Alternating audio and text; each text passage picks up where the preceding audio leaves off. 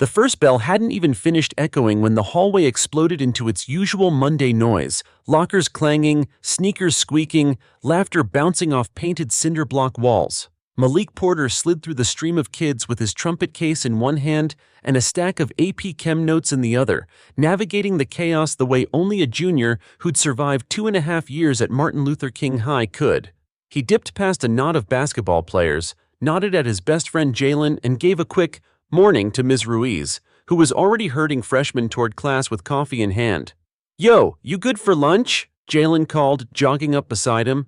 "Ms. Chu says you nailed that solo. You gotta show me." Malik grinned, breath puffing in the corridor's overcranked AC. "After chem. I swore to my mom I'd get stoichiometry down before I even look at a trumpet again." "Judge Mom won't accept anything less than summa cum laude," Jalen teased, bumping his shoulder. "Judge Mom accepts effort and eye contact," Malik said, half laughing, "and punctuality, which we are about to fail." They turned the corner towards C-Wing and froze. Two blue uniforms stood at the intersection like a wall. Campus security usually wore charcoal polos and carried radios, but these were full city cops, belts heavy with gear, eyes sweeping the crowd as if the hallway were a crime scene. The taller one, pale and broad with a blocky jaw, kept tapping his forefinger against his holster. The other scanned the students, expressionless. "Whoa," Jalen murmured. "When did we become Fort Knox?" The taller cop's gaze flicked over them, landed and narrowed. He took a step forward. "You, backpack." Malik glanced at Jalen, then back at the officer. "Me? Don't play stupid." The cop's voice carried down the hall, cutting through chatter. Kids slowed, the way schools always slow around authority.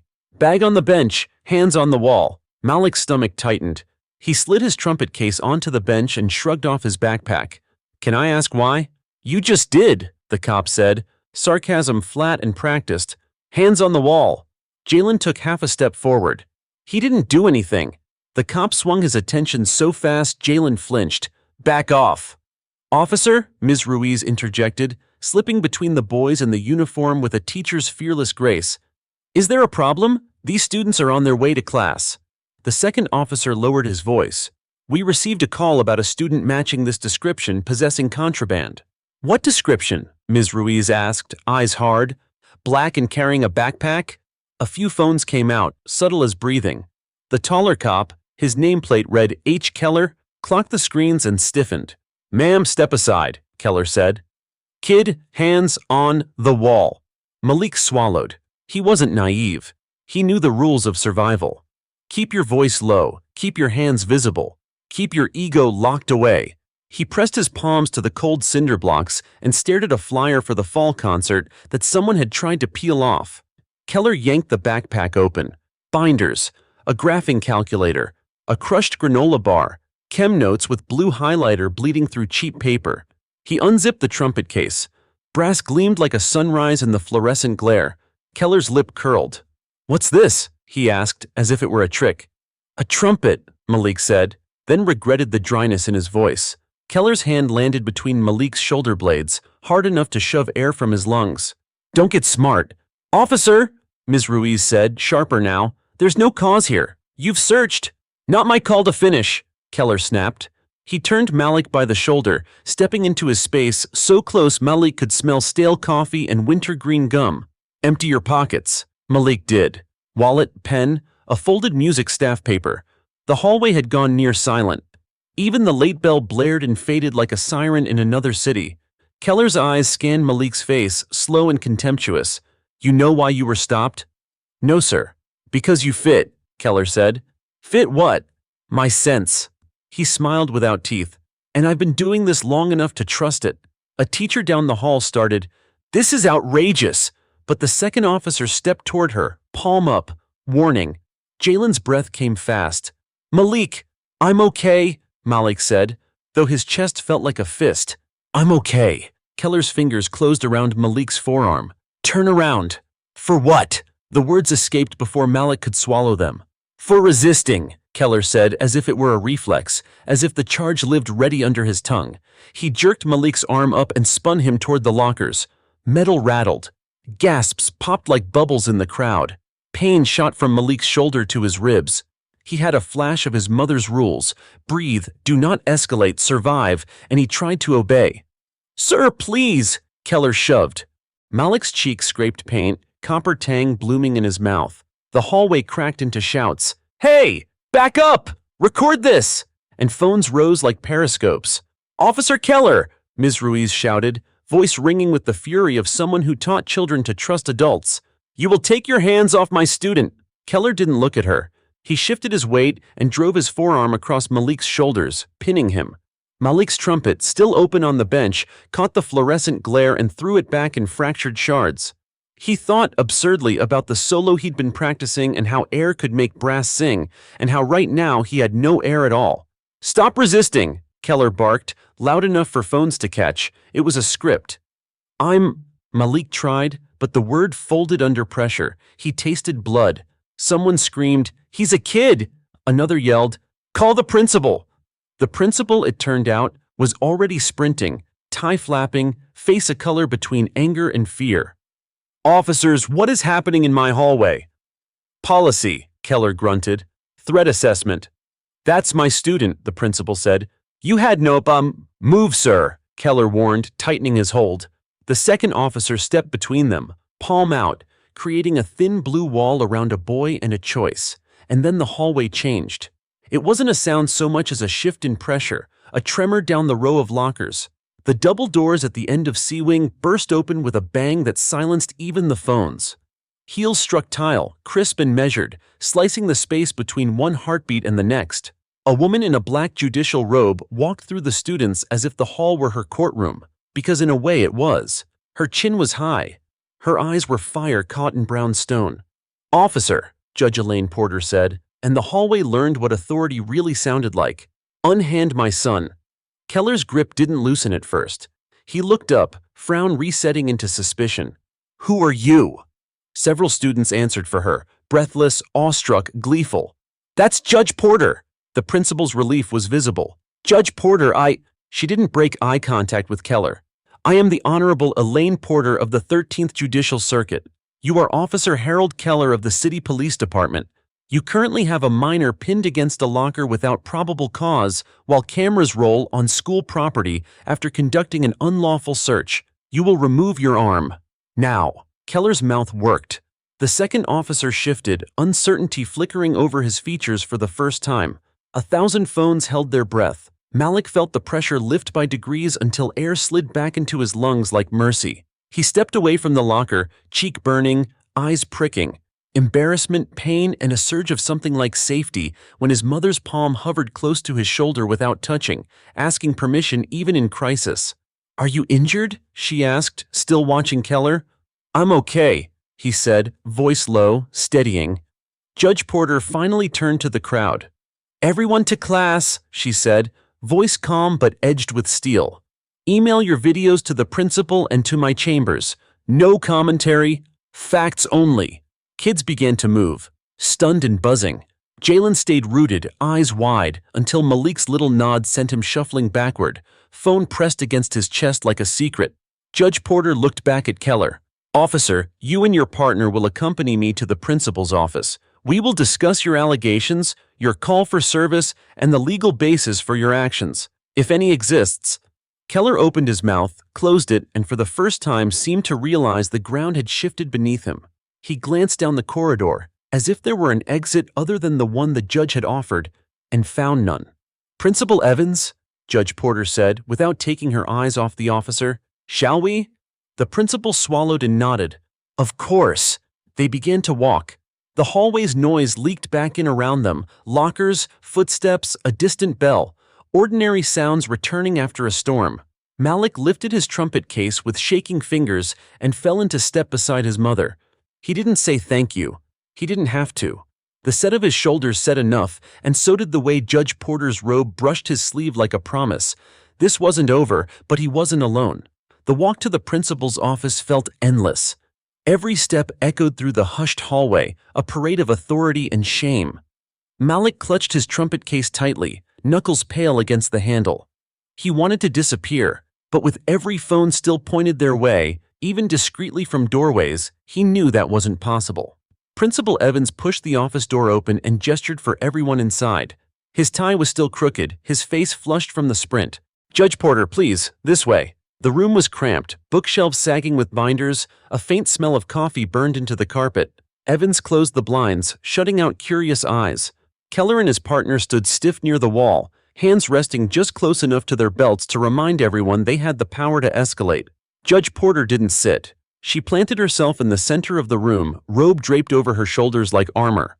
"We will make this brief. Officer Keller, state your probable cause for detaining my son." Keller shifted, jaw flexing. "We received a call about a student matching his description. Possible possession of illegal substances." "Matching his description," Judge Porter repeated slowly.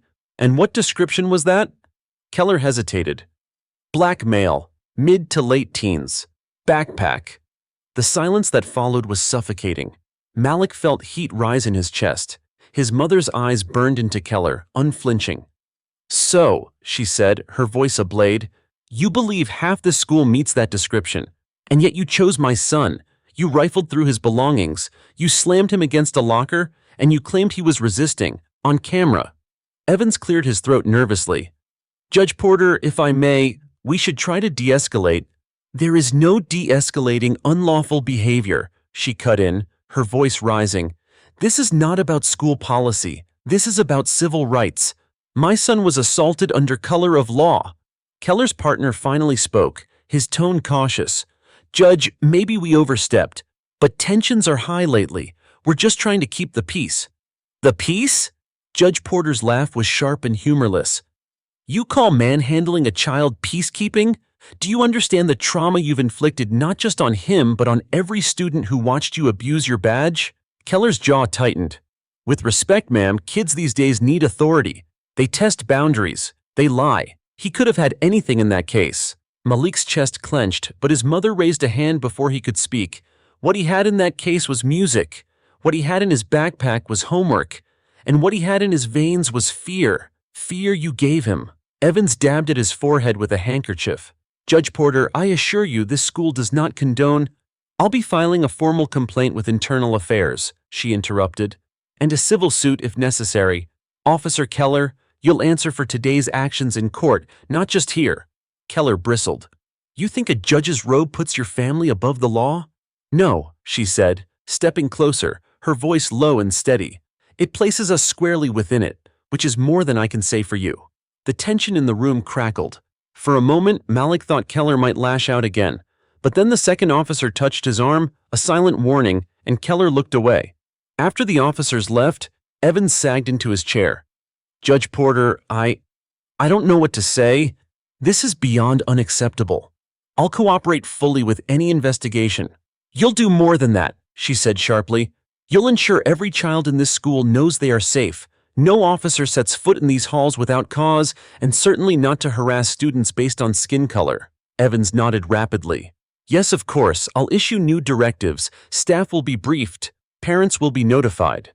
Jasmine Porter, because that was her name outside the robe, finally turned to her son. Her eyes softened, though her voice remained steady. "Malik, are you hurt?" He shook his head, though his shoulders still throbbed. "Just sore." Her gaze lingered on his cheek, where faint red still marked the scrape. "We'll get that looked at." She touched his arm gently, grounding him. "You did nothing wrong." "I know," he said quietly, but knowing didn't erase the sting of humiliation, the memory of being pressed against the lockers while kids filmed. That evening, the videos hit social media. Clips of Keller pinning Malik spread like wildfire. On Twitter, TikTok, Instagram, students captioned them with outrage. "This is what happens in our schools. He's just a kid. Judge Porter's son." By midnight, #justice for Malik was trending.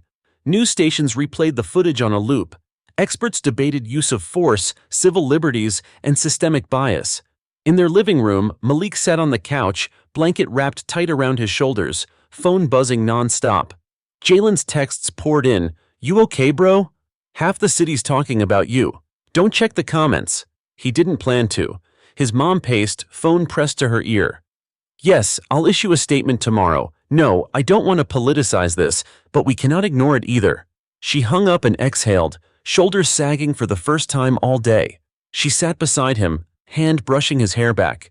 This fight just got bigger, Malik. Are you ready for that? He looked at her, eyes tired but steady. I didn't ask for it. No, she said softly, but sometimes history doesn't ask. It calls. By dawn, the city was awake, not with alarms, but with headlines. Every news channel carried the same footage. A police officer slamming a black teenager against school lockers, students gasping, phones recording, and then the dramatic entrance of Judge Elaine Porter. Anchors spoke in grave tones. This incident raises urgent questions about policing in our schools. Analysts debated body language, probable cause, and systemic racism. Some tried to defend the officer's split-second decision. Others pointed to the sheer absurdity. A boy carrying a trumpet case turned into a supposed threat. Across the bottom of the screen, the words flashed in bold. Local judge's son assaulted in school by police. At the breakfast table, Malik stared at the TV without touching his cereal. His trumpet case leaned against the wall, scuffed but intact. You don't have to watch, Elaine said gently, pouring coffee she barely tasted. I can't not watch, Malik murmured. It's like they're talking about me, but I'm not even there. David, his stepfather, squeezed his shoulder. Let them talk. The truth is on camera. That's more than most people get. But truth on camera was also raw exposure. Malik's phone buzzed nonstop. Classmates, cousins, even strangers flooding his DMs with messages ranging from solidarity to venom. Stay strong, King. Betty mouthed off. Your mom saved you. Another thug caught. He set the phone down, chest tight.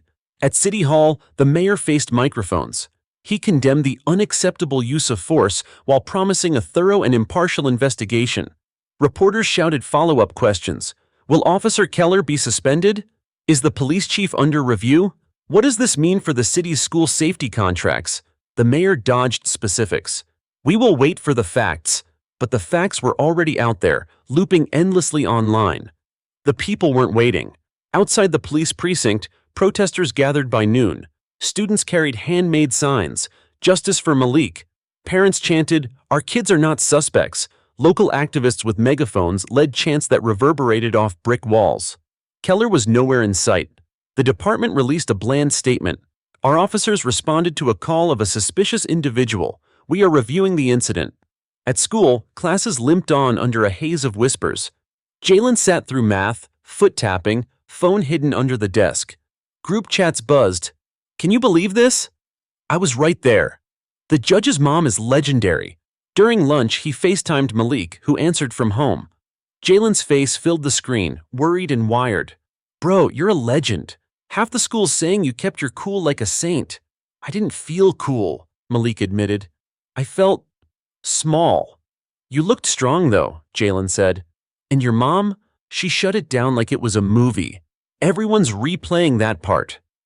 Malik gave a half smile, but it didn't reach his eyes. Yeah, a movie with me as the punching bag. That afternoon, Elaine drove to the courthouse. As soon as she stepped onto the steps, microphones and cameras swarmed. Judge Porter, do you believe your son was targeted because of race? Do you intend to press charges? Are you using your position to influence the case? She raised her chin, her voice measured but firm. Yesterday, my son was assaulted without cause in front of dozens of witnesses. This is not about influence. It is about accountability. No child, mine or anyone else's, should face violence in their school for simply existing. The crowd pressed closer, questions tumbling over one another. She held up a hand. I will not litigate this in the streets. The courts will handle the officer. But I will say this. We must confront the deeper sickness that allows a black boy with a backpack to be treated as a threat. Until then, none of our children are safe. Her words spread instantly, clips captioned, powerful and unflinching, going viral. Inside a dim office at the precinct, Keller scrolled through his phone, jaw clenched. Every clip replayed him pushing Malik, every headline painted him as a villain. This is out of control, he muttered. They're making me the enemy. His union rep sighed. Optics are bad. You should lay low. I was doing my job, Keller snapped. You know how many calls we get about these kids. I trusted my gut. Your gut just put the department under a spotlight, the rep said. The chief's furious. You may face suspension, maybe worse. Keller slammed the phone down, muttering curses. Deep inside, though, fear gnawed at him. This wasn't just bad press, this could end his career. That evening, Elaine gathered Malik and David around the kitchen table. Papers and legal pads were spread across it like a war map. "We have two choices," she said. "We can stay quiet, let the investigation drag on, hope the system does its job, or we can fight. Publicly. That means more cameras, more headlines, more scrutiny." Malik hesitated. "What happens if we fight?" "Then we control the story," she said. "We make sure no one twists what happened. We use this to push for change, not just for you, but for every student." David nodded. "But it comes with risks. They'll dig into us. Old cases, personal lives. They'll try to smear us." Malik looked at his mother, searching her face for certainty. He saw steel in her eyes, the same steel that had frozen Keller in that hallway. "I don't want to be the face of anything," he admitted. "But if it helps stop this from happening again..." Elaine reached across the table, taking his hand. "Then we fight." That night, Malik lay awake, scrolling through videos of protests that had sprung up across the city. Teenagers held signs with his name. Strangers called him brave. Others called him trouble. He stared at the ceiling, heart heavy. He hadn't asked for this, but maybe his mother was right. History doesn't ask. It calls, and he was already in the center of it. By Tuesday morning, the city felt different. Downtown streets thrummed with tension. Protest signs propped against lampposts, news vans parked bumper to bumper, microphones waiting like predators. The courthouse steps had become a stage, and Malik Porter's name was the headline act. At the Porter's home, Malik sat at the kitchen table scrolling through his phone. Every swipe revealed another clip. Students chanting outside City Hall, parents demanding accountability, celebrities tweeting #justice for Malik. It was dizzying. His mother's voice cut through the haze. "Eat something, son." "I'm not hungry," Malik muttered. Elaine sat across from him, still in her robe, though court wasn't scheduled until later. Her eyes softened, but her tone was firm. "You'll need your strength. This isn't going away overnight." David slid a plate toward Malik, eggs cooling on toast. "Your mom's right. The fight's just starting." Malik pushed food around his plate, appetite lost. "It doesn't feel like a fight. It feels like I'm in the middle of a storm and everyone's watching me drown." Elaine leaned forward, her voice low. "That storm can either drown you or carry you. We'll make sure it carries you." At the precinct, Officer Keller was summoned to a closed-door meeting with the chief. The chief's jaw was set, eyes cold as he slid a file across the desk. "You've put this department under a microscope, Keller. The mayor is furious. The city council is calling emergency meetings. Internal affairs wants answers." Keller bristled. "I acted on instinct. That kid fit the call's description." "The only description you had was black male with a backpack," the chief snapped. "Do you realize how that sounds on tape?" Keller's face reddened. "So what? Now I'm the scapegoat?" "You're suspended, effective immediately," the chief said. "Turn in your badge and weapon." For a moment, Keller froze. His badge, a symbol of power, of belonging, slipped heavy into his palm. He placed it on the desk like surrendering a piece of himself. The chief didn't flinch. At school, the fallout was seismic. Students buzzed in the cafeteria, voices tumbling over each other. "They really suspended him?" "Yeah, my cousin's dad works at City Hall. It's all over." "Good." About time someone got held accountable. Jalen sat with a cluster of classmates, his phone buzzing with updates. "Malik's not coming in today," he explained. "Too much heat." "Can't blame him," one girl said. "If that was me, I'd never show my face here again." Jalen shook his head. "Nah, Malik's stronger than that. You'll see." By afternoon, Elaine held a press conference on the courthouse steps. Cameras clicked like gunfire as she approached the podium. "My son was assaulted at his school," she began, voice resonant and steady. "This is not an isolated incident. It is a reflection of a broader sickness in how authority is applied to our children. We will pursue justice through every available channel." Reporters shouted questions. "Will you file civil charges? Is your son traumatized? Do you think the suspension is enough?" Elaine raised a hand. "Suspension is the first step, not the last. This fight is bigger than one officer. It is about ensuring no child in this city walks into a school wondering if the people meant to protect them will instead harm them." The crowd erupted, some in cheers, others in skeptical murmurs, but the clip of her speech would spread by evening, captioned, "Judge Porter refuses to back down." That evening, Malik sat in his room, trumpet case open at his feet. He hadn't touched the instrument since the incident. His fingers hovered over the valves, hesitant. Jalen's voice came through on FaceTime. "Man, you gotta play something. Remind yourself who you are, not what Keller tried to make you." Malik sighed. "Feels wrong, like I'm playing while the world's on fire." "Or maybe," Jalen said, "you're playing because it's on fire." Malik lifted the trumpet slowly, breath shaky. He pressed the mouthpiece to his lips, and a soft, trembling note filled the room. It wasn't perfect, but it was alive. His chest loosened for the first time in days. Elaine, standing quietly in the doorway, smiled faintly. She didn't interrupt. She simply let the music speak, because in that moment, it said everything. Later that night, the family sat together watching the evening news. A commentator's voice filled the living room. Protests continue for a second day after footage surfaced of Officer Harold Keller pinning Malik Porter, the teenage son of Judge Elaine Porter, against a school locker. Keller has been suspended pending investigation. Meanwhile, activists are calling for broader reform of police presence in schools. Malik muted the TV. "They keep saying my name like I'm just a headline." Elaine touched his hand. "You're not just a headline. You're the reason people are paying attention. That matters." "But what if it doesn't change anything?" Malik asked quietly. "Then we keep pushing until it does," she said. Across the city, Keller sat alone in his darkened living room, news replaying his own downfall. He poured whiskey into a glass, muttering, "All because of one kid, one judge." His bitterness burned hotter than the liquor. But deep inside, he knew the truth. This wasn't going away. And for the first time, Harold Keller was afraid, not of losing his badge, but of losing the narrative he'd always controlled. By Wednesday morning, the local story had exploded into national news. Major networks opened their broadcasts with the same grainy footage of Malik pinned against the locker, followed by Judge Elaine Porter stepping through the crowd like a storm. Pundits debated everything from race and policing to the boundaries of parental power when the parent happened to be a judge.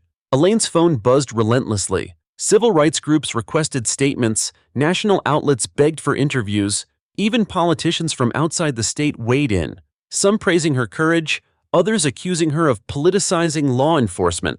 At the breakfast table, Malik stared at the screen. His face appeared on CNN, frozen mid-flinch, as a commentator asked, "Is this the face of systemic injustice in America's schools?" He pushed his plate away. "I can't watch this anymore." Elaine muted the TV. "You don't have to. But you need to understand the country is watching, whether we like it or not." David added gently, "The story's bigger than just us now. People see themselves in you, Malik. Parents, students, whole communities." Malik exhaled shakily. "But I didn't ask for that. I just wanted to play my music and get through school." Elaine reached for his hand. "Sometimes the fight chooses you. What matters is what you do with it." That afternoon, hundreds of protesters filled the park outside City Hall. Students from across the district marched together, chanting Malik's name. Teachers carried signs demanding safer schools. News helicopters circled overhead, capturing aerial shots of the swelling crowd. Jalen marched in the front row, holding a sign that read, "Our classmate, our brother." His voice cracked from chanting, but he didn't stop. Reporters swarmed him. "Were you there when the incident happened?" "Yes," he said, breathless. "I was right next to him. He didn't resist. He didn't threaten anyone. He just existed. And they attacked him for it." The clip aired on the evening news, amplifying student voices nationwide. Meanwhile, Keller sat at home watching the same broadcasts, jaw clenched. The union had stopped returning his calls. His neighbors avoided him at the grocery store. Online, strangers plastered his face on memes labeling him a racist thug. He paced the living room, muttering, "They don't know the pressure we're under. They don't know what it's like out there." But the words rang hollow even to his own ears. When his wife entered the room, eyes tired from crying, she whispered, "Maybe it's time to admit you went too far." Keller snapped back, "I did my job." But the silence that followed was heavy, full of things neither of them could say. Back at the courthouse, Elaine prepared for a televised interview. David fussed with the lighting while Malik lingered in the corner, arms crossed. "You don't have to do this," Malik said. "You don't owe them anything." Elaine adjusted her robe. "I owe it to every parent who watched that video and saw their own child in your place. If I stay silent, I fail them." Malik looked away, conflicted. He didn't want to be anyone's symbol. He wanted his life back, but deep inside, he knew his mother was right. The interview aired that evening. Elaine's words were sharp yet measured. This is not about one bad officer. This is about a culture that sees black boys as suspects before it sees them as students. If change does not come now, when the nation is watching, then when? Her statement ricocheted across social media. Clips of her speaking went viral under hashtags like #JusticeForMalik and #MothersAgainstAbuse. That night, Malik scrolled through his phone. For every hateful comment, there were a dozen messages of support. Strangers called him brave. Fellow students shared their own stories of harassment. He read one message aloud. "My son went through the same thing in Chicago. We're with you." For the first time, Malik felt something stir. Not pride, not anger, but a sense of connection. Maybe his story could be more than just pain. Maybe it could be a spark. The following morning, the school board announced an emergency town hall meeting. Parents, students, and community leaders packed the auditorium, cameras lining the walls. The air buzzed with anticipation and anger. Elaine stood at the podium, flanked by Malik and David. She looked out at the sea of faces, fearful, furious, hopeful. 2 days ago, she began, my son was attacked in his own school. Many of you watched it happen through a screen. But this is not just about my family. This is about every child who deserves to learn without fear. This is about every parent who trusts that when they send their kids to school, they will come home safe. The crowd erupted in applause. She raised her hand, letting the room settle.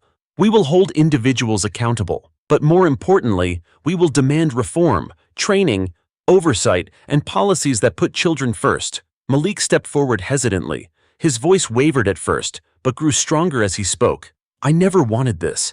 I just wanted to play music. But if what happened to me can stop it from happening to someone else, then maybe it's worth it. The room roared with approval. For the first time, Malik felt not just the weight of the spotlight, but also its warmth. That night, Elaine tucked papers into her briefcase. Tomorrow, we file the official complaint. Then the real battle begins. Malik nodded, exhaustion etched into his face. But beneath it, a quiet determination glowed. The fight was no longer just about him. It was about everyone, and he wasn't alone anymore. By Thursday morning, the story had swallowed the entire nation. National anchors framed it as a referendum on race and authority. Morning shows replayed the footage in slow motion, panelists debating in raised voices. Is this proof of systemic bias? One asked. Another countered, we can't paint all officers with one brush. But no matter the spin, the image of Malik pinned against the lockers was seared into public consciousness. Elaine's courthouse office had become a command center. Piles of press requests, stacks of affidavits, and legal pads littered her desk. David fielded calls from reporters while community leaders cycled in and out, strategizing next steps. Elaine rubbed her temples, exhaustion pressing in. Yet she refused to show weakness. We need to stay ahead, she told David. If we're reactive, they'll control the narrative. We can't let Keller or his union frame this as anything but what it was, abuse of power. David nodded. They're already trying. Conservative outlets are calling Malik a troublemaker, saying he provoked the officer. Elaine's jaw tightened. They're scared. That means we're making progress. At school, students organized a walkout. By mid-morning, the hallways emptied as hundreds streamed into the streets. Malik watched from home, the live feed glowing on his laptop. His classmates chanted his name, carrying signs that read, "Our classmate is not a threat, and books, not brutality." Jalen appeared on camera, voice hoarse but proud.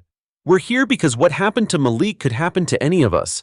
We're not going back inside until the system changes. Malik's chest ached with a strange mix of pride and guilt. He hadn't asked for this, but seeing his peers risk detention, suspension, even arrest, just to stand for him lit something inside. He whispered to himself, maybe Mom was right. Maybe the storm can carry me. Meanwhile, Keller sat in his lawyer's office, the blinds drawn tight. His attorney, a grizzled man with decades of courtroom battles behind him, laid out the options. Internal Affairs is building a case. Best case scenario, you're fired. Worst case, you're criminally charged. Assault on a minor, abuse of authority, this could stick. Keller's fists clenched. I can't just roll over. I've given 20 years to this badge. The lawyer leaned forward. Then you need to think strategically. Public opinion is against you, but if you can spin this as a misunderstanding, lean on your service record, maybe, Just maybe, you'll salvage something. Keller shook his head, rage simmering. They're turning me into the villain. That kid's mother is using her robe to crucify me. The lawyer sighed. She's not using her robe. She's using the truth, and that's harder to fight. By evening, the protests swelled into thousands.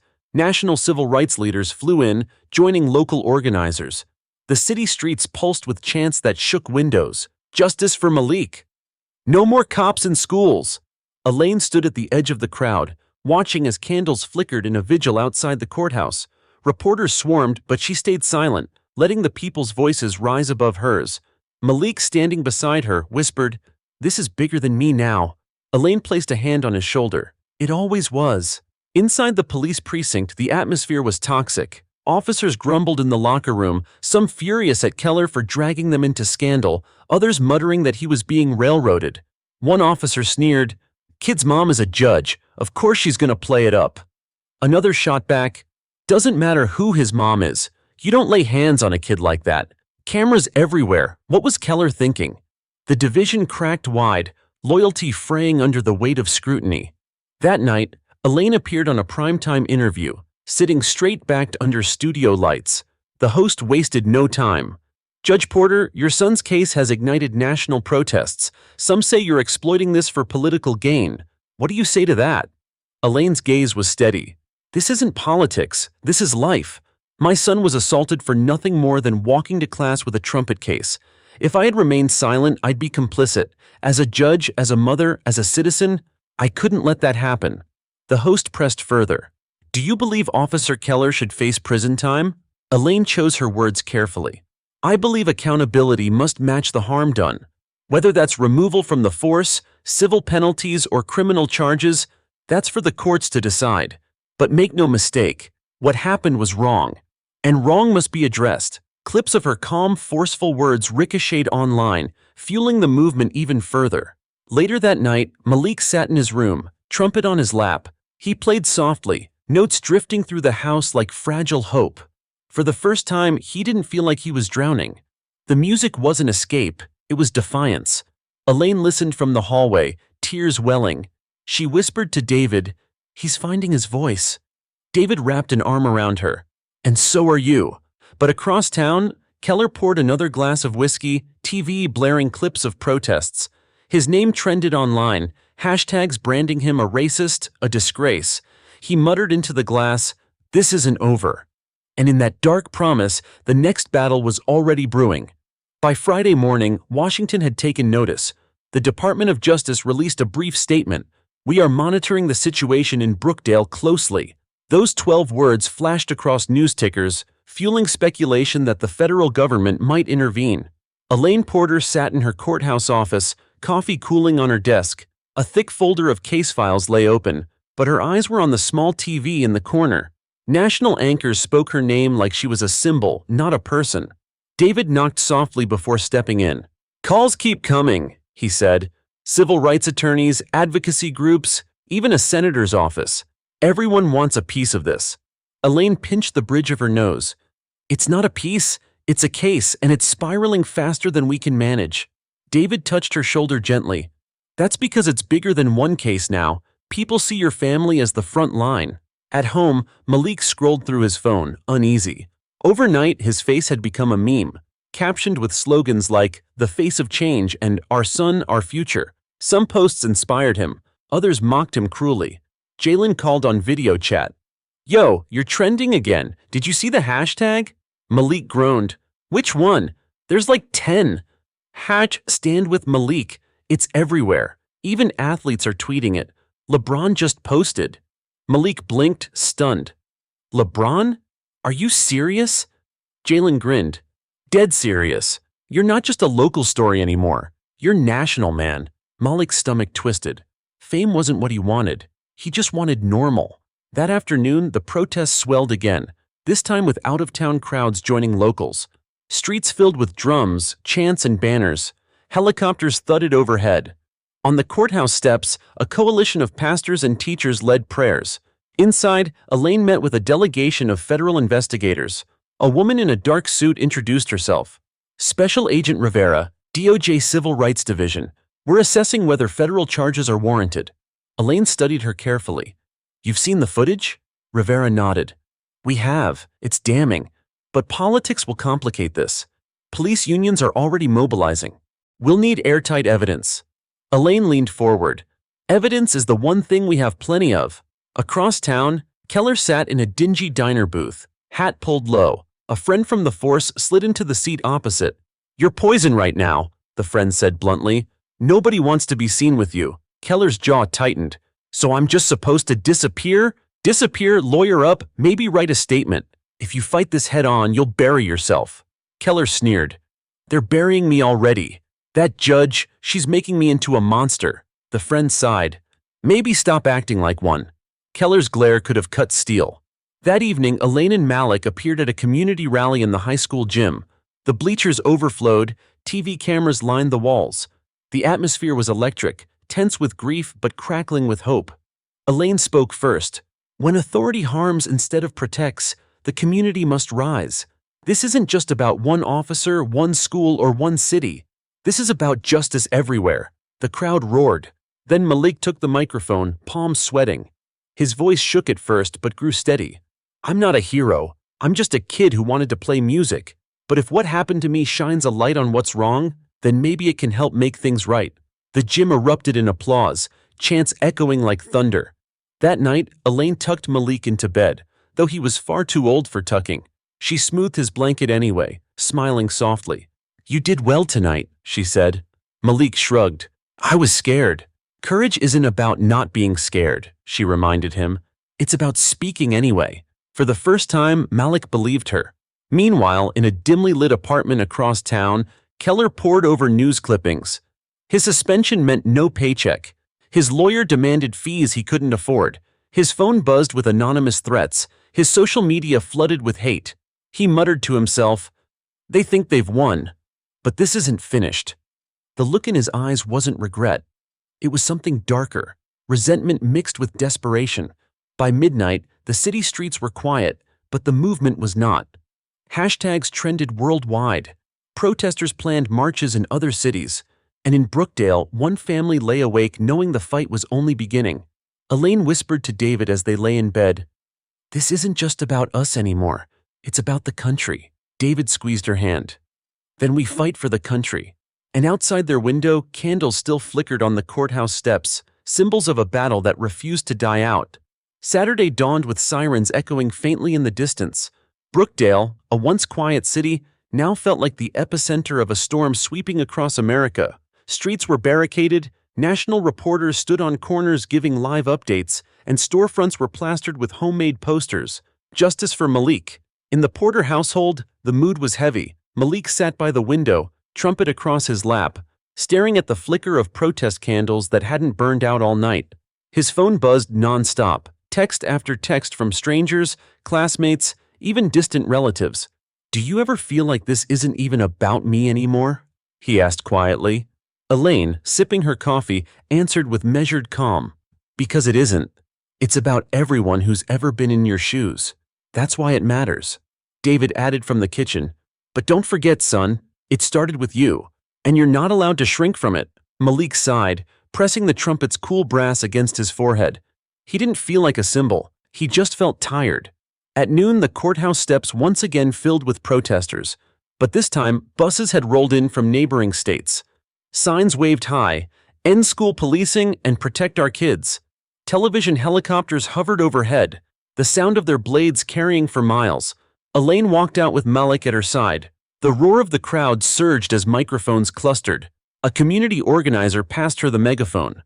She spoke with crisp authority.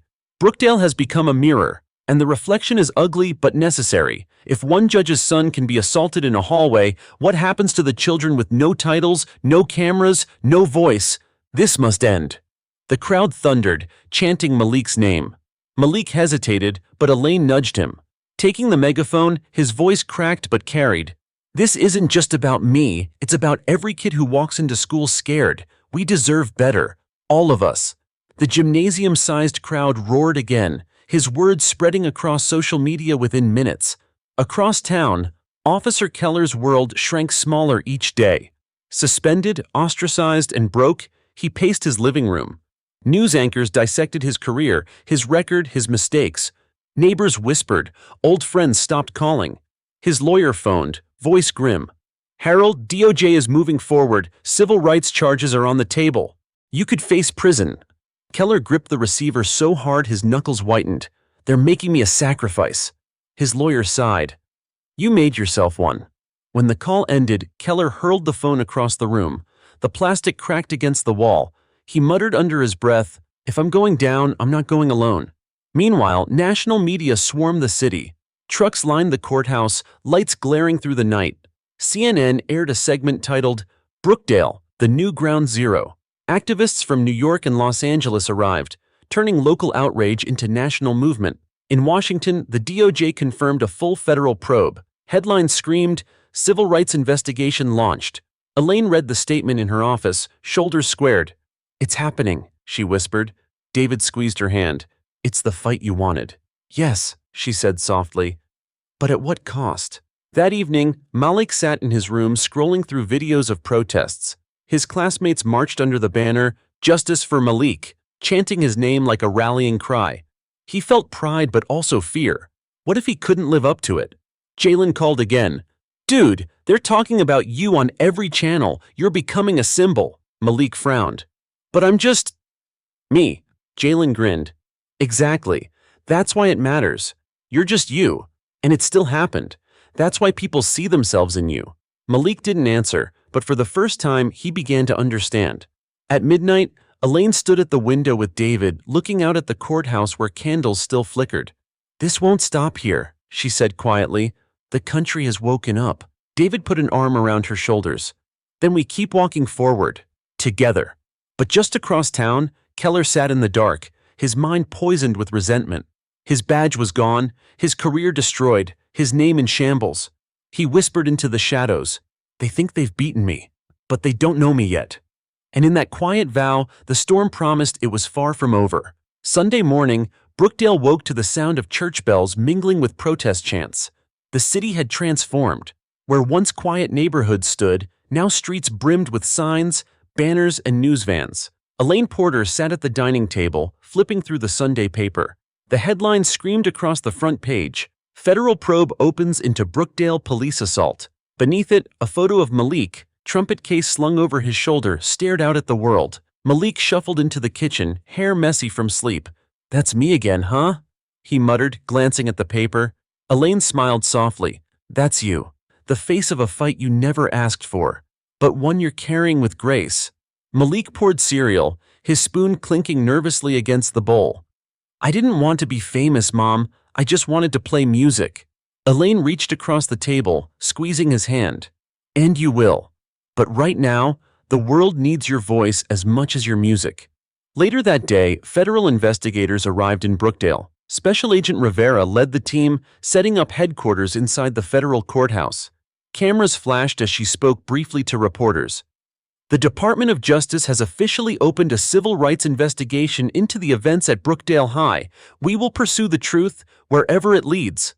Inside, Rivera met with Elaine and her legal team. We're gathering witness statements, reviewing every second of video. We'll need Malik's full account too. Elaine hesitated, glancing at her son. Malik shifted uncomfortably in his chair. I'll do it, he said finally, his voice steady. If it helps stop this from happening to someone else, I'll tell them everything. Rivera nodded. Good. Courage like yours changes history. Meanwhile, Officer Keller sat in his darkened apartment, blinds drawn. His lawyer had quit, citing unpaid fees. His fridge was nearly empty. He scrolled through his phone, seething at the tidal wave of hate. On social media, his name was a curse word. His photo had become a symbol of everything wrong with policing. He smashed the phone onto the table, muttering, "They turned me into a villain." His eyes burned with resentment. But villains don't go down easy. He pulled a crumpled notebook closer, scrawling names, Porter, Malik, Rivera. A bitter plan formed in his mind. Back at the Porter home, Malik practiced his trumpet, each note sharp, almost defiant. Elaine listened from the hallway, pride swelling in her chest. David joined her, whispering, "He's finding strength." Elaine nodded. But he's still a kid. He shouldn't have to bear this weight. David wrapped an arm around her shoulders. Then we carry it with him. That evening, the city held its largest rally yet. Thousands filled the park, candles glowing like stars. National leaders flew in, reverends, activists, even a congresswoman. Elaine stood on stage, Malik at her side. She gripped the microphone, voice echoing across the night. This is not just Brookdale's story, it is America's. And if we let it pass without change, then shame on us all. We demand accountability, we demand reform, and we will not be silenced. The crowd thundered, chants rising into the night sky. Malik took the microphone next, his palms sweating. He glanced at the sea of faces, then at his mother. Taking a breath, he spoke. I thought this was just about me, but it's about all of us. Every kid who's ever been told they don't belong. Every parent who fears their child won't come home. We can't change the past, but we can fight for the future. The roar that followed shook the ground. Tears streamed down faces. Strangers embraced. The movement was alive. Far from the park, Keller sat in his car at the edge of the city, engine idling. He could hear faint echoes of the chants. His jaw clenched. They think they've won, he muttered. But this isn't over, not by a long shot. His hand tightened around the steering wheel, and in his silence, a dangerous resolve hardened. That night, as the Porters returned home, Malik lingered by the window. He stared at the candles still flickering outside the courthouse. Do you think this will ever really change? He asked quietly. Elaine stood beside him, her hand on his shoulder. Yes, she said firmly, because change isn't given, it's fought for, and we're fighting. Malik nodded, the weight of her words settling deep in his chest. For the first time, he felt not just like a victim, but like a warrior in a battle far bigger than himself. Monday morning broke gray and heavy, the sky hanging low over Brookdale as if reflecting the weight pressing down on the city. Helicopters circled above, reporters stood shivering in the drizzle, and protesters huddled under umbrellas but refused to leave. In the Porter home, Elaine reviewed the DOJ's latest correspondence. She read silently, lips pressed tight, while David prepared coffee.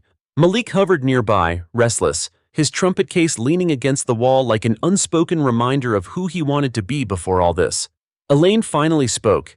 The Department of Justice is escalating. They're preparing to convene a grand jury. David raised his eyebrows. That fast? Elaine nodded.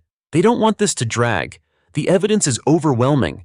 Video, eyewitnesses, Keller's history, it all lines up. Malik shifted uneasily. So, will he go to prison? Elaine met her son's eyes. If justice is served, yes, but we can't assume anything. The system has failed before. At school, classes were disrupted again as students organized a sit-in. Malik returned to campus reluctantly, only to be greeted with whispers, nods, and pats on the back. Hero. Symbol. The kid who stood up. But Malik didn't feel like a hero. When he sat down in math, every pair of eyes followed him. A classmate leaned over, whispering, "You're making history." Malik sighed. He didn't want history. He wanted normalcy. Still, he pushed through the day, each step a reminder that his life was no longer just his own. Meanwhile, Special Agent Rivera held a press conference at the courthouse. Her words were firm but cautious. The Civil Rights Division has gathered substantial evidence. This case will be presented to a federal grand jury. Our duty is to uphold the law without fear or favor. The announcement sent shockwaves through Brookdale. Crowds outside the courthouse erupted into chants of celebration. National outlets ran breaking news banners. Elaine stood quietly at the courthouse steps, flanked by reporters. She didn't gloat. She simply said, "This is one step forward. The fight is far from over." Across town, Keller sat slumped in his apartment, staring at the television. The announcement replayed again and again. Grand jury convened, federal charges likely. His hands trembled as he muted the TV. Empty beer bottles littered the table. His face was gaunt, eyes bloodshot. "They want to destroy me," he muttered. "Her son, her robe, their cameras, they're all against me." He picked up his cracked phone, scrolling through hateful messages, each one carved deeper into his pride. Then, with grim determination, he opened his notebook. He underlined Elaine's name, pressing so hard the pen nearly tore the page. That evening, Elaine attended a town hall at the community center. The place overflowed. Teachers, parents, pastors, activists. Malik sat near the front, clutching his trumpet case. One parent spoke, voice trembling. If a judge's son isn't safe, what chance do the rest of our kids have? Another added, this can't stop with Keller. We need reform. We need to rebuild trust. Elaine took the podium. Her voice was calm but carried like a hammer. You are right. This case is not just about punishment, it is about prevention. We must demand changes. In training, in oversight, in accountability. Our children deserve safety, not suspicion. The room erupted in applause, the air buzzing with determination. Afterward, Malik was asked to play. Nervous, he lifted his trumpet and blew a soft, trembling note. It grew into a steady melody, filling the hall with something words couldn't express: sorrow, resilience, and hope. People wept openly. For a moment, the weight lifted, replaced by harmony. Elaine whispered to David, he's speaking louder than all of us. But across the city, Keller's descent quickened. He drove aimlessly through dark streets, watching protesters march with candles. His knuckles whitened on the steering wheel as he muttered, they think I'm finished. They think they can erase me. He pulled over near the courthouse, staring at the flickering candles left by supporters. In his rearview mirror, the city glowed with defiance. They don't know who they're dealing with, he hissed. The bitterness in his voice carried the weight of something dangerous, something that promised the storm was far from over. That night, Malik lay awake in bed. He stared at the ceiling, the sound of chants still echoing faintly outside. He turned to his mother, who sat reading by the lamp. Mom, he asked softly, will this ever end? Elaine closed the book, her eyes steady. It won't end overnight, but every fight, every voice, every step brings us closer. And we're not alone. Malik nodded, pulling the blanket closer. For the first time, he felt that maybe the storm wasn't just carrying him, it was carrying them all. Tuesday morning dawned with a restless hum in Brookdale. The courthouse steps, now practically a second home to protesters, filled before sunrise. Reporters camped under tents, microphones poised for the latest development. The words grand jury hung over the city like a thundercloud ready to break. Inside the Porter home, Elaine adjusted her blazer in the mirror.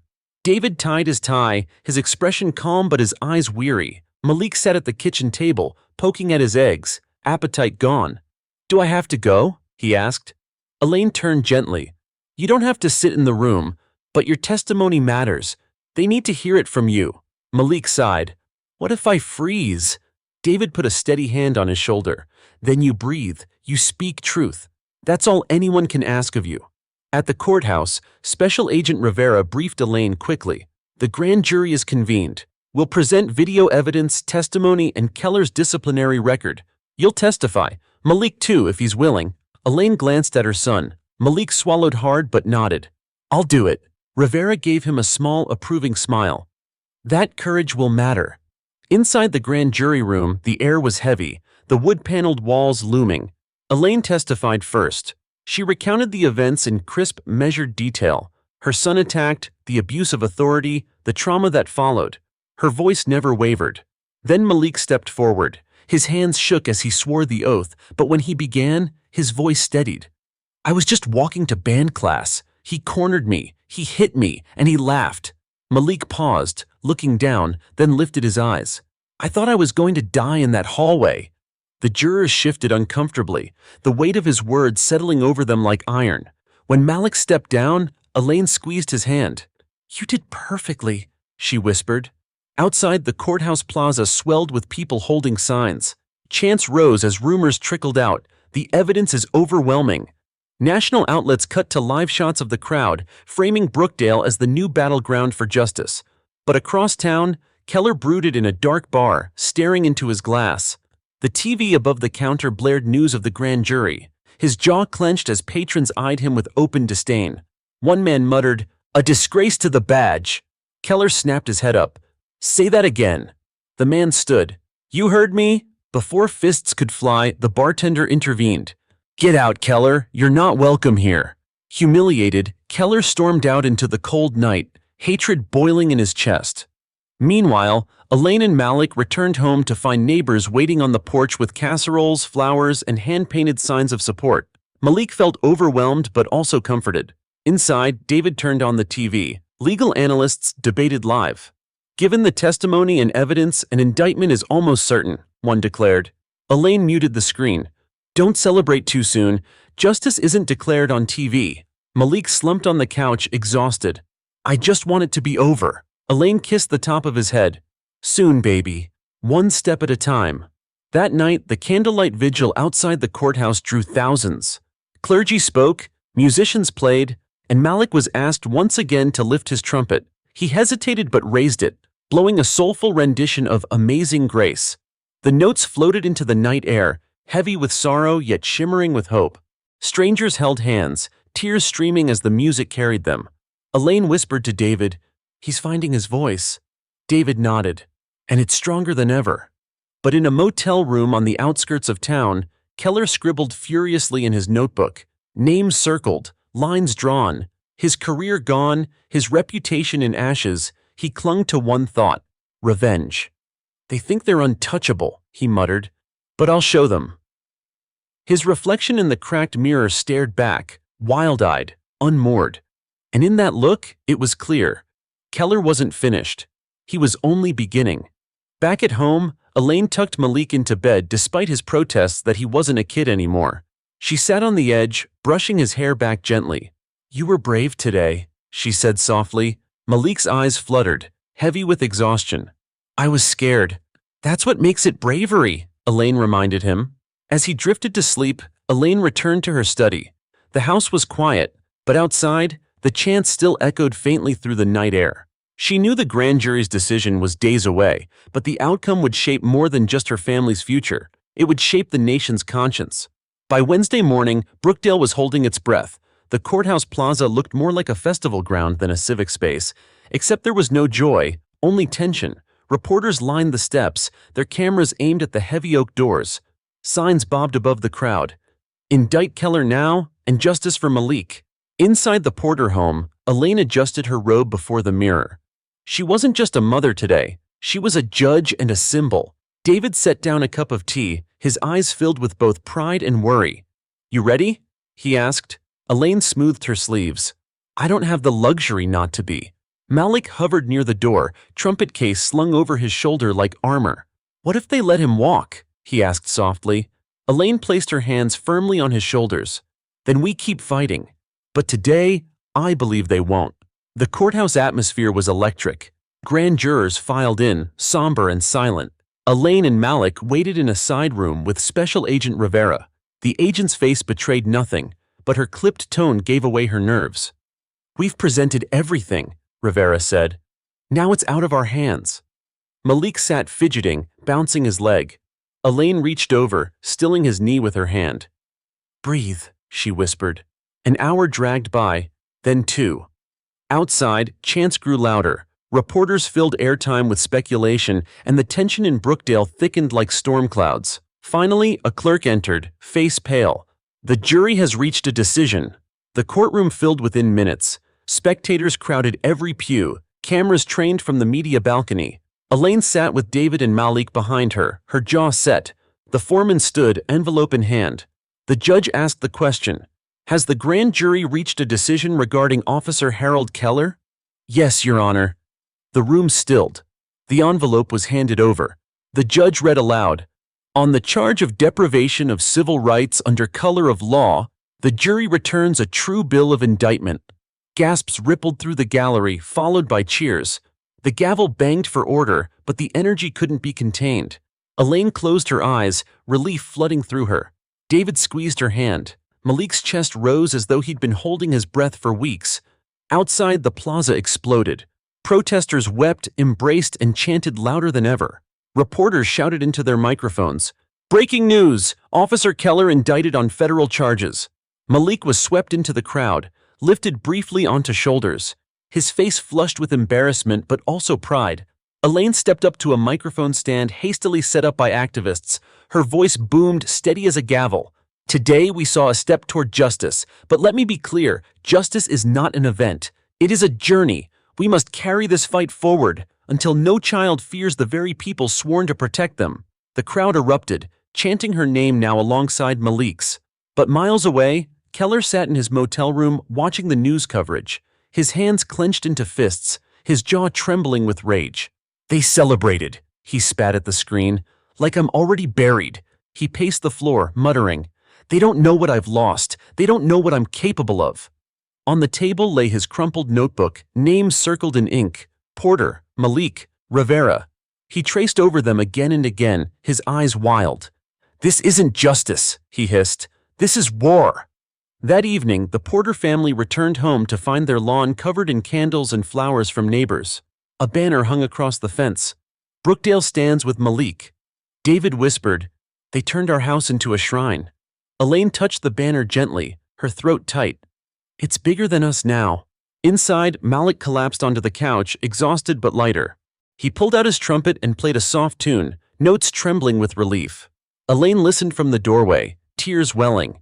For the first time since the assault, she allowed herself to feel hope. Yet outside, shadows gathered. Keller sat in his car at the end of the block, watching the candlelight flicker against the Porter home. His hands gripped the wheel until his knuckles turned white. "They think it's over," he muttered, "but it's just beginning." His engine roared to life, disappearing into the night, and though Brookdale celebrated, the storm was far from finished. The morning after the indictment, Brookdale awoke to sirens echoing in the distance. Helicopters buzzed above as news crews descended like a storm. National headlines blazed across every screen. "Officer Keller indicted," and "Brookdale becomes flashpoint in civil rights battle." Elaine sat at the kitchen table, sipping black coffee while scrolling through messages. Her inbox overflowed with requests, interviews, appearances, speeches. She exhaled sharply, rubbing her temples. David leaned against the counter, arms crossed. "You can't answer them all. You'll burn out." Elaine shook her head. "If we go quiet now, the narrative shifts. We have to stay visible." From the living room, Malik called out, "Mom, CNN wants to talk to me." His voice was a mix of disbelief and dread. Elaine rose, walking to him. "You don't have to do every interview, Malik. You're still a kid." Malik clenched his jaw. "But they keep calling me a symbol. Maybe if I speak, people will actually listen." Elaine studied him for a long moment, then nodded. "All right. But on your terms. No one uses your voice without respect." Across town, Special Agent Rivera convened her team inside a secure office. Maps of Brookdale lined the walls, red circles marking protests, rallies, and Keller's last known locations. Rivera's tone was clipped. "Keller has disappeared from his residence. His credit cards show irregular use. We have reason to believe he's watching the Porter family." Her deputy frowned. "Do we have enough to arrest him preemptively?" Rivera shook her head. "Not yet, but we'll tighten the perimeter. I want agents near their home 24/7. No risks." Meanwhile, Keller drove aimlessly along country roads, the radio spitting static. His eyes were bloodshot, his hands jittery from lack of sleep. He replayed the indictment over and over in his mind, each headline hammering into his skull. "They turned me into the enemy," he muttered. "Her robe, his trumpet, their cameras. They destroyed me." At a gas station, he overheard two truckers talking. "Good riddance. That cop's a disgrace." Keller's face twisted. Rage boiled in his chest. He scribbled in his notebook again, the names growing darker, heavier. "This isn't the end," he promised the empty air. Back in Brookdale, Elaine escorted Malik to a town rally where he was scheduled to speak. The crowd stretched across the square, banners waving, chants echoing against courthouse walls. When Malik stepped onto the stage, the cheers nearly knocked him back. He gripped the microphone tightly, searching for words. "I didn't ask to be here," he began, voice trembling. "I didn't want cameras or chants or interviews. I just wanted to play music, but they tried to take my voice away. And now I realize that means I have to use it louder." The crowd erupted, chanting his name. Malik raised his trumpet, playing a bold, soaring melody that cut through the air like fire. Phones recorded, tears streamed, and the moment went viral before the notes even faded. Elaine stood nearby, her heart swelling with pride and fear. She knew what this meant. Her son was no longer just a survivor. He was becoming a leader. That evening, national news anchors debated the case. Analysts dissected every angle, some praising Malik's courage, others warning of social division. Hashtags flooded social media. Hashtag justice for Malik and hashtag indict Keller. Elaine watched silently from the couch, Malik asleep beside her, his trumpet still in his lap. She brushed his curls gently, whispering, "You're carrying more than you should, but you're carrying it well." Meanwhile, Keller sat in a dingy motel room, the glow of the TV casting shadows across his face. He watched Malik's speech replayed on every channel. The image of the boy with the trumpet filled the screen, crowds chanting his name. Keller's hands shook violently. "They worship him now," he spat. "They made me the villain so he could be their hero." He hurled the remote across the room, shattering the lamp. Then he sat in the darkness, chest heaving, his mind spiraling into dangerous resolve. The next morning, Rivera knocked on Elaine's door, flanked by 2 agents. Her expression was grave. "We've picked up chatter," Rivera said quietly. "Keller is unstable. We can't confirm a plan, but his behavior suggests he may act out. We need to move your family into protective custody." Elaine stiffened. "You're saying my home isn't safe?" Rivera nodded. "Not for now. Until Keller is in custody, we treat this as a live threat." Malik, standing in the hallway, overheard. His heart pounded. "He's coming for us, isn't he?" Elaine pulled him close. "We'll be safe, I promise." But deep inside, she knew the battle was entering its most dangerous stage yet. The Porter home no longer felt like a home. By Thursday morning, it looked more like a fortress. 2 unmarked SUVs sat at the curb, agents stationed in shifts, their eyes scanning every passing car. Neighbors peeked from their windows, whispering nervously as they watched the FBI secure the block. Inside, Elaine moved deliberately through the kitchen, trying to keep breakfast normal. Scrambled eggs, toast, orange juice. She placed a plate in front of Malik, who sat slouched, earbuds dangling, trumpet case leaning against his chair. "Eat," she urged. Malik pushed the eggs around with his fork. "It's weird," he muttered. "Agents outside, cameras across the street. Feels like I'm in a movie." David sat across from him, sipping coffee. "This isn't a movie, it's survival. You stay alert, you listen, you follow instructions." Elaine reached across the table, squeezing Malik's hand. "We'll get through this, together." At the FBI field office downtown, Rivera studied a map pinned with red and yellow tags. Keller's last known movements were erratic. Gas stations, cheap motels, back roads. Her deputy reported, "He switched vehicles twice, cash only. He's staying off the grid." Rivera's jaw tightened. "That means planning. He's circling. He's looking for a gap." She scribbled across the map. "Target Ixel family." Meanwhile, Keller sat in a rusted pickup parked at the edge of Brookdale, binoculars resting on the dashboard. He watched news clips on his phone, each one showing Malik with a trumpet, Elaine at a podium, crowds chanting their names. "They stole my badge. They stole my honor," he whispered. "Now they steal my city." He lit a cigarette with trembling hands, eyes narrowing. In the notebook on his passenger seat, a crude map of the Porter neighborhood was scrawled. He tapped the page with his pen, muttering, "Not yet, but soon." Back at school, Malik attempted a return to routine, escorted by 2 plainclothes agents. The hallway fell silent as he entered. Some students clapped softly, others stared, wide-eyed. His teacher hesitated before handing him homework. "Don't worry about due dates," she said gently. Malik forced a smile. "I need normal. Please." At lunch, his best friend Jordan slid into the seat beside him. "Dude, you're all over TikTok. Millions of views. You're trending with Beyoncé." Malik groaned, dropping his head into his hands. "I didn't ask for this." Jordan nudged him.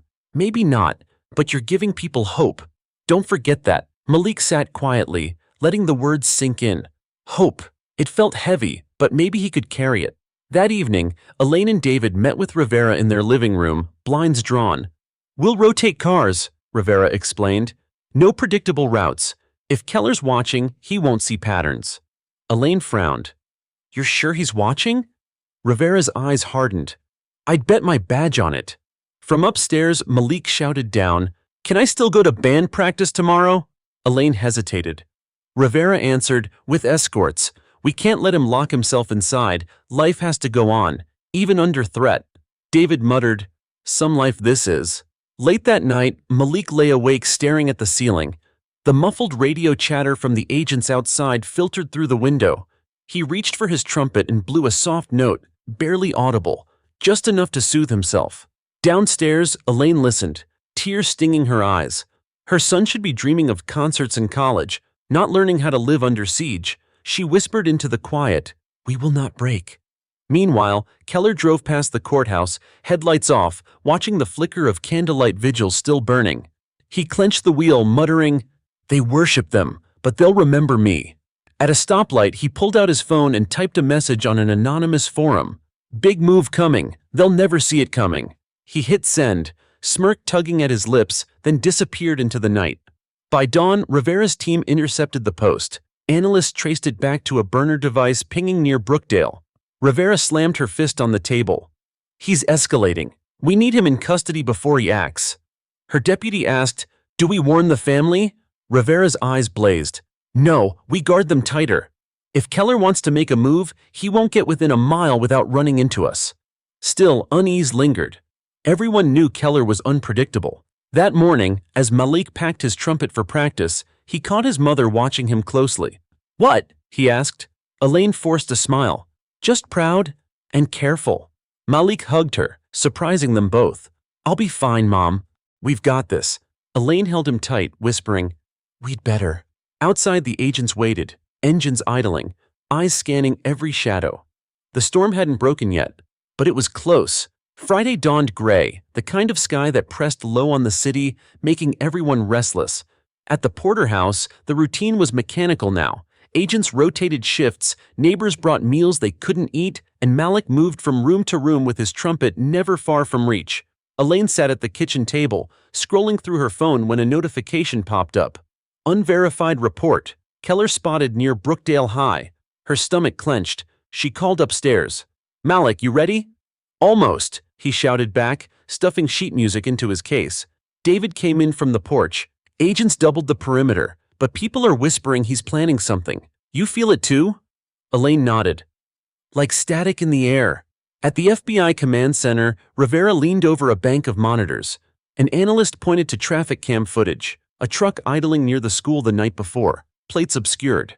Rivera's voice was sharp. "That's him. He's casing it. He wants the boy where he feels vulnerable."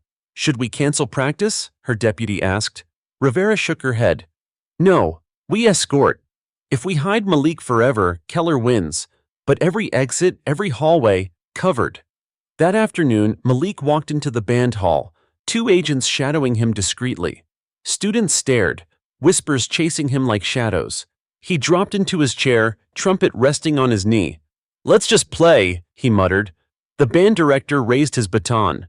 Music swelled, brass and woodwinds colliding in a messy but earnest attempt at harmony. For a moment, Malik lost himself in the sound, fingers dancing across valves, notes filling the air. Then, pop, pop, pop! Firecrackers outside. Students screamed, ducking under chairs. Agents drew their weapons, rushing toward the door. Malik's heart slammed in his chest. "It's just firecrackers!" a teacher yelled, voice trembling. But the message was clear. Keller was toying with them. Across town, Keller sat in his pickup, smirking as he listened to police scanners. "They jumped at shadows," he muttered.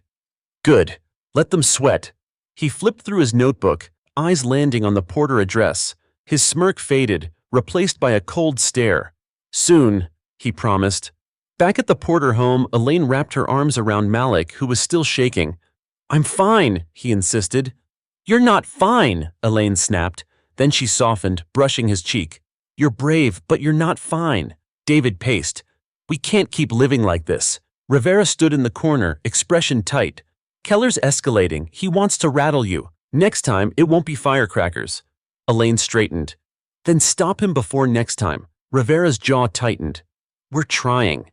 That evening, a vigil was held in the courthouse plaza. Thousands gathered, candles flickering like stars. Malik was urged onto the stage again, trumpet in hand. His legs shook, but he lifted the instrument to his lips and played a haunting tune that silenced the crowd. When the last note faded, Elaine took the microphone. "They want us afraid," she declared, "but fear will not rule this city. Justice will." The crowd roared, chanting her name. Cameras broadcast live across the nation, but in the shadows beyond the glow of candles, Keller watched. Hood up, face obscured, he melted into the crowd, eyes fixed on the stage. His lips curved into a thin, sinister smile. "They think they own the stage," he whispered, "but I'll choose the final act." He slipped away unnoticed, vanishing into the night. Later that night, Malik lay in bed, trumpet by his side. Sleep refused to come. He whispered into the darkness, "Why me? Why us?" Down the hall, Elaine sat awake at her desk, legal briefs spread before her. She whispered her own prayer, "Let tomorrow come without blood." But outside, the storm gathered strength. Keller was no longer just circling. He was closing in. And Brookdale, still glowing from its candles, had no idea how close the fire had come. Saturday morning crept in with an uneasy stillness. The neighborhood around the Porter house was unusually quiet. Even the birds seemed muted. Inside, Elaine tried to focus on brewing coffee, but her hands trembled as she poured. David entered, his shirt untucked, hair disheveled. "Didn't sleep?" he asked. Elaine shook her head. Every sound outside felt like it was him. Malik wandered down the stairs, trumpet case slung over his shoulder. "Band practice again," he said flatly. His eyes were bloodshot, his voice heavy. "You don't have to go," Elaine said. "Yes, I do," Malik insisted. "If I hide, he wins." David's jaw tightened with both pride and fear. Across town, Rivera monitored feeds from patrol cars circling the neighborhood. An agent rushed in with new intel. Anonymous tip from a motel clerk, man matching Keller's description left before dawn. Heading west, possibly toward the Porter home. Rivera snapped to attention. "Get eyes on every road in and out. He's making his move." By mid-morning, Malik sat in the band hall again, fingers gliding across his trumpet. The notes were soft, almost mournful. Students around him whispered nervously, stealing glances at the door. Agents lingered nearby, their hands never far from their concealed holsters. Suddenly, the lights flickered. A power surge. The room went dark for 3 long seconds. Gasps rippled through the hall before the generator kicked in. "Stay calm," an agent barked. But outside, Keller crouched behind a utility truck, cutting wires with a gloved hand. His eyes glimmered with manic satisfaction. "Now they'll know I'm close," he muttered. Back at the Porter house, Elaine's phone buzzed. A text from Rivera. "We've lost power feeds near the school. Possible interference. Stay inside until further notice." Elaine's heart pounded. She grabbed her keys, but David blocked the door. "Don't," he warned. "If he's out there, you're walking into it." "But Malik, Rivera's team has him covered." Elaine froze, torn between mother and judge, between fear and duty. At the school, students were evacuated into the gymnasium, agents forming a perimeter. Malik clutched his trumpet, refusing to let it go. "Why here? Why us?" a classmate whispered. Malik swallowed hard. "Because he's trying to break me." Through the high windows, Malik caught sight of movement near the tree line. A shadow. A figure. His stomach dropped. "Agent Daniels," he whispered urgently, pointing. Daniels radioed in, voice tight. "Possible visual on suspect, northwest perimeter." The gym buzzed with panic as agents rushed out. Keller sprinted through the trees, his boots crunching leaves, heart hammering. He knew he couldn't reach Malik inside, but terror was enough. He fired a single shot into the air, the crack echoing across the school grounds. Screams erupted. Students ducked. Agents drew weapons, chaos unfolding in seconds. Keller vanished back into the woods, a phantom leaving only fear behind. Rivera arrived minutes later, face grim. She found Malik shaking but unhurt, surrounded by agents. "He was here," Malik whispered. Rivera placed a steadying hand on his shoulder. "Yes, and next time we'll catch him, I promise." But she knew promises were fragile. That evening, the Porter family sat in their living room, blinds drawn tight. The news blared with breaking coverage. "Gunfire near Brookdale High, community on edge." Elaine muted the TV. "This can't go on," she said firmly. "He's escalating. He's telling us he won't stop until someone's dead." David clenched his fists. "Then we end it first." Malik sat silently, trumpet resting across his lap. Finally, he whispered, "He won't stop because he hates what I stand for. But I'm not quitting." Elaine's eyes glistened. "You've already stood taller than most grown men, Malik, but we're not letting him steal your future." Rivera, seated across from them, leaned forward. "Tomorrow we change the strategy. Keller's hunting you in the open. It's time we hunt him back." Outside, hidden in the darkened street, Keller sat in his pickup, eyes locked on the Porter house. His lips curled into a grim smile. "They think the FBI can save them. They think candles and songs make them safe. But when I strike, no badge, no robe, no trumpet will protect them." He tapped the wheel, engine rumbling low. The real show hasn't even started. And as the Porter family clung to hope, the most dangerous game of their lives was just beginning. Sunday morning broke with heavy clouds rolling over Brookdale. The air felt charged, as though the city itself knew the storm hadn't passed. At the Porter house, agents tightened security, setting up additional cameras and floodlights. Elaine stood by the window, watching the men and women in dark suits move with quiet urgency. "It's like we're waiting for a siege," she murmured. Rivera joined her, holding a tablet that streamed live feeds from the perimeter. "That's exactly what this is. Keller isn't hiding anymore. He's circling, taunting, daring us to react. That makes him dangerous, but also predictable." Elaine frowned. "Predictable how?" Rivera tapped the screen, highlighting a pattern. "Every move he's made follows the same rhythm. Close enough to be seen, far enough to slip away. He thrives on fear, so we'll give him what he wants. An opening." Across town, Keller scribbled frantically in his notebook inside a dim motel room. Pages were filled with arrows, addresses, and angry scrawls of names. Elaine, Malik, Rivera. On the nightstand, a handgun lay next to an empty beer bottle. He muttered to himself as he drew a crude sketch of the Porter home. They can't guard every door. They can't guard every shadow. And when they're looking one way, I'll come from the other. He slammed the notebook shut and stuffed it into his backpack. His hands shook with anticipation. That afternoon, Rivera assembled her team in a makeshift command post 2 blocks from the Porter residence. Maps covered the walls, red pins marking Keller's possible entry points. "Here's the plan," Rivera began. "We leak false information about Malik attending band practice tomorrow morning. Word will spread, Keller will bite. Meanwhile, we'll have agents stationed at every angle, rooftops, alleys, even disguised as pedestrians.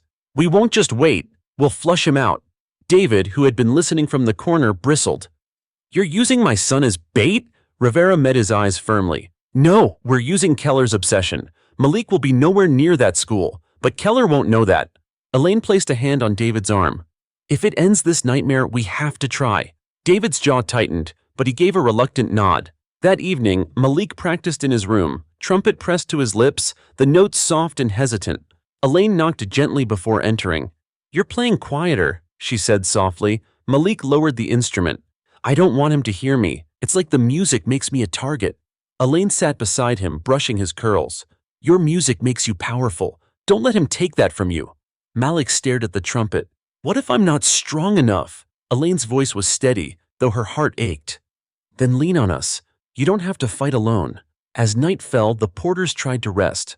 But outside, Keller was already on the move.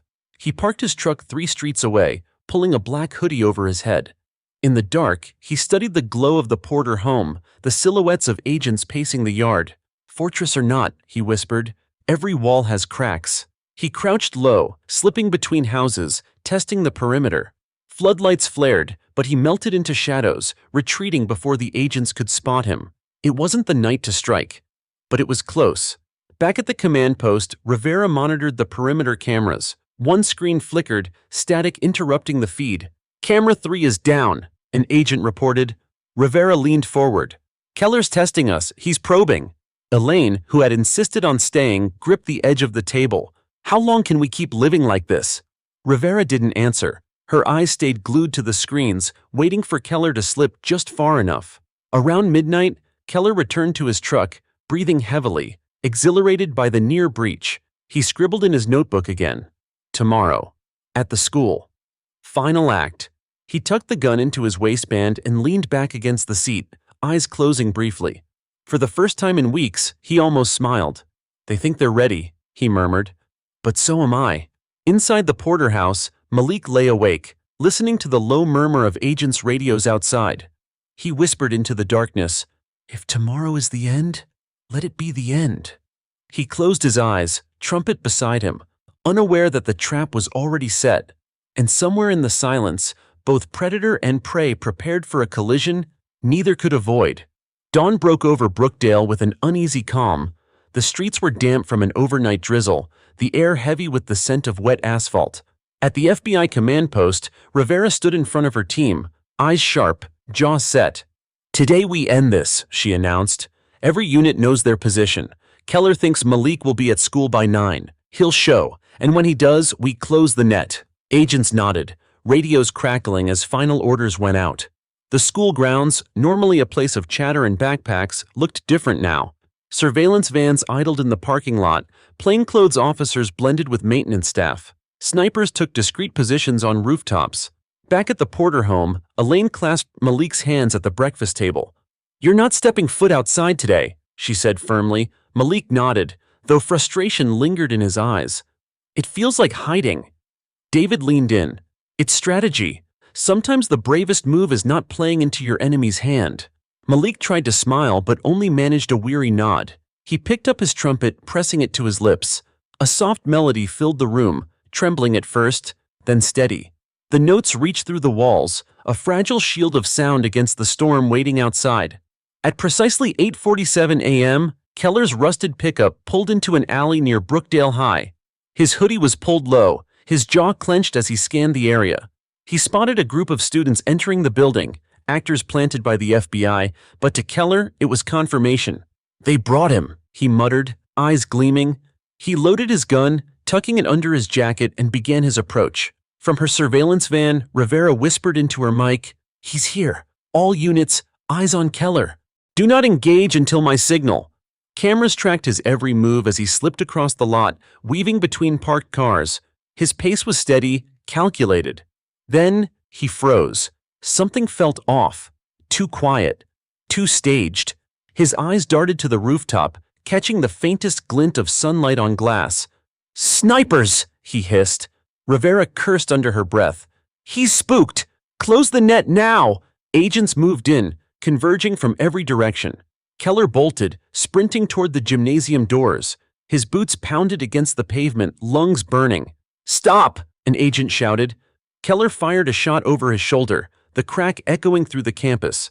Students screamed from inside, though most were safe in lockdown drills. The chaos was enough to buy him seconds. In the Porter living room, Elaine jolted at the sound of the report coming over the radio. "Shots fired at Brookdale High. Suspect is armed and fleeing." Malik's trumpet slipped from his hands, clattering to the floor. "He's there, right now." Elaine pulled him close. "And so is Rivera. Trust her." Back at the school, Keller ducked into the bleachers, heart racing. He pulled his phone, typing a frantic message on an online forum. "They think they caught me. I'm not done." But before he could hit send, Rivera's voice thundered across the gym. "It's over, Keller. Drop the weapon." Keller spun, gun raised. Rivera and 3 agents aimed squarely back. Her voice was cold steel. "One more step and you'll never see another sunrise." For a moment, the world froze. Sweat dripped down Keller's temple, breath ragged. His finger twitched on the trigger. Then he laughed, bitter and wild. "You can cage me, but you'll never cage the fear I planted." Rivera's voice never wavered. "Fear doesn't win here. Justice does." In a blur, Keller lunged toward the back exit. A shot rang out, not from his gun, but from an agent's. Keller collapsed to the floor, weapon clattering from his hand. Blood seeped through his sleeve as he writhed, cursing. Rivera strode forward, cuffing him with practiced precision. "Robert Keller, you're under arrest for attempted murder, domestic terrorism, and the harassment of the Porter family. Your reign of fear ends now." At the command post, agents erupted with relief. News outlets, already on standby, blasted headlines across the country. "Brookdale fugitive captured after standoff." At home, Elaine sank into David's arms, tears streaming. Malik whispered, almost in disbelief, "It's over?" Elaine kissed his forehead. "It's over, for now." But even as Keller was loaded into a van, flashing cameras surrounding him, Rivera knew the battle wasn't entirely done. Fear lingered in the community. Trust had been shaken. Yet for the first time in weeks, Brookdale exhaled. The news of Keller's arrest spread across Brookdale like wildfire. By mid-afternoon, every TV screen, radio station, and phone notification carried the same headline: "Fugitive caught in school standoff." For most, it was a moment of relief, but for the Porter family, the weight of weeks of fear had not simply vanished. At the Porter home, neighbors dropped off casseroles, flowers, and handwritten notes of solidarity. Elaine stood on the porch, accepting them with polite gratitude, but her eyes remained distant. The fight felt far from over. Inside, Malik sat on the couch, trumpet across his lap. He wasn't playing, just staring at it. The gleaming brass reflected his face, tired and older than his 16 years. David sat beside him. "You okay, son?" Malik shrugged. "Everyone says it's over. But what if someone else out there hates me just as much? What if it never stops?" David placed a steady hand on his shoulder. "Hatred is loud, but it's not endless. What you've shown is louder. You stood tall, and you didn't break." Malik swallowed hard. I don't feel strong. Elaine entered, overhearing. Strength isn't about what you feel. It's about what you choose. You kept playing your music even when he tried to silence you. That's strength. Meanwhile, across town, Rivera walked into the federal holding facility where Keller had been transferred. The atmosphere was sterile, the buzz of fluorescent lights humming above. Two agents flanked the hallway as she entered the interrogation room.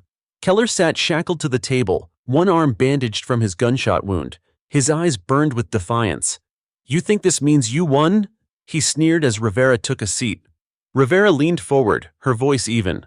I don't think. I know. You lost the moment you turned this into a war against a boy, and now the whole country saw you fail. Keller smirked, though cracks showed in his bravado.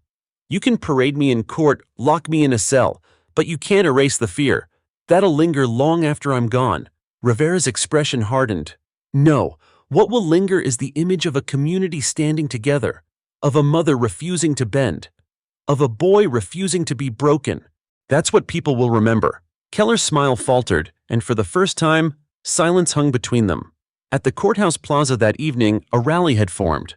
Hundreds gathered with candles and posters reading "Justice for Malik" and "Hate has no place here." Cameras rolled as Elaine addressed the crowd, her robe flowing in the wind.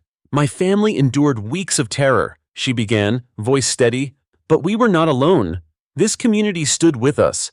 Justice is not one person's burden. It belongs to us all, and today, justice prevailed. The crowd erupted in cheers, Malik standing quietly at her side. Then, unexpectedly, the band director stepped forward with several students carrying instruments. He handed Malik his trumpet. Play for us, he urged. The plaza hushed as Malik lifted the trumpet to his lips. He closed his eyes and released a melody, soft at first, then soaring, echoing off the courthouse steps. The notes carried grief, fear, resilience, and hope all at once. By the final note, the crowd was in tears. Elaine wrapped her arms around him. You didn't just survive, Malik, she whispered. You led. Back in his cell, Keller heard the faint sound of music drifting through the vents from a nearby TV broadcast. He clenched his fists, fury boiling inside. But outside his walls, the world moved on without him. His reign of fear had ended, and the boy he tried to break had become a symbol of unshakable resolve. At home that night, Malik sat with his parents in the quiet living room.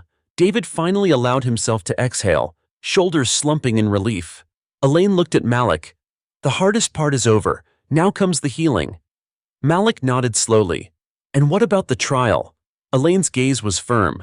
We'll face that too. But remember, the story isn't Keller's anymore. It's yours. Malik picked up his trumpet again. He played a single, steady note that filled the house, not with fear, but with something brighter. For the first time in weeks, they believed tomorrow might finally bring peace.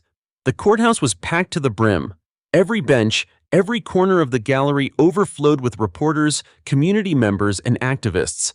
The trial of Robert Keller had drawn national attention not because of the man himself, but because of the story he had tried to destroy. Malik sat in the front row, his trumpet case resting against his legs, hands folded tightly in his lap. Elaine, wearing her judge's robe though she was not presiding over this case, sat beside him. David's arm was draped protectively over both of them. The bailiff called for silence as Keller was escorted in. Shackles clinked with each step, his face pale but still defiant. He scanned the room, eyes landing on Malik, and for a flicker of a moment his smirk returned. But the boy didn't flinch. Malik met his gaze, steady and unwavering, until Keller looked away. The prosecutor began with forceful words. Robert Keller waged a campaign of terror against a family, against a child, against this community. His crimes go beyond violence. They sought to strip dignity, to silence, to control through fear. Today, we decide whether fear wins or justice does. Gasps echoed when the prosecution displayed Keller's notebook, pages scrawled with obsessive notes about Malik and his family. The jury shifted uncomfortably as the words were read aloud. Break him, silence the music, destroy the symbol. The defense tried to frame Keller as a broken man, a product of bitterness and resentment, but the weight of evidence was overwhelming. Video footage of the school shooting, testimonies from agents, and the haunting recounting of Malik's ordeal. When Elaine was called to testify, the courtroom fell utterly silent. She stepped to the stand, hands steady, voice clear. Keller tried to make my son a prisoner of fear, but he failed. Malik's spirit is unbroken, and because of that, our entire community stands stronger. Keller didn't just attack a family, he attacked the very idea of justice, and justice will answer. Applause rippled through the gallery until the judge struck the gavel, but the message had landed. During a recess, Malik sat outside on the courthouse steps, trumpet across his knees. Reporters crowded nearby, but for a moment he tuned them out. He lifted the instrument, playing a quiet melody that drifted into the spring air. People paused, listening. Some cried, some smiled. The music became more than sound. It was proof that he was still here, still standing, still free. Elaine placed a hand on his shoulder when he finished. "You've already won, Malik.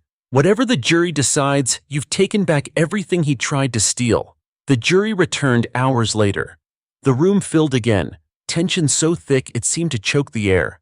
Malik gripped his mother's hand, heart pounding. The four-person rose. "We, the jury, find the defendant, Robert Keller, guilty on all counts." The words rang like a bell. Gas